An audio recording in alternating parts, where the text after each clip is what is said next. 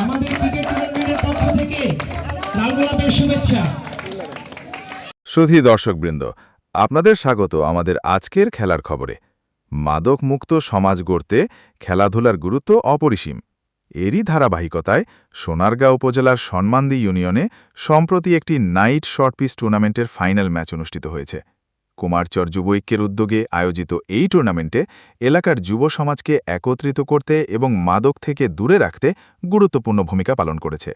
এই অনুষ্ঠানে প্রধান অতিথি হিসেবে উপস্থিত ছিলেন নারায়ণগঞ্জ জজ কোর্টের অ্যাডিশনাল পিপি অ্যাডভোকেট আবুল কালাম আজাদ এবং উদ্বোধক ছিলেন সোনারগাঁও উপজেলা ছাত্রদলের সাবেক আহ্বায়ক জাকারিয়া ভূঁইয়া।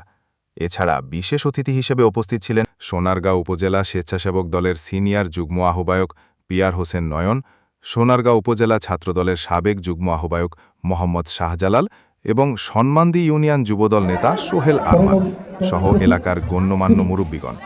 তারা তাদের বক্তব্যে খেলাধুলার গুরুত্ব তুলে ধরে বলেন যে খেলাধুলা যুব সমাজকে শারীরিক ও মানসিকভাবে সুস্থ রাখে এবং বিপদগামী হওয়া থেকে রক্ষা করে। এই ধরনের আয়োজন মাদকমুক্ত সমাজ গঠনে গুরুত্বপূর্ণ ভূমিকা পালন করে। এই ছিল আজকের খেলার খবর। ধন্যবাদ সবাইকে।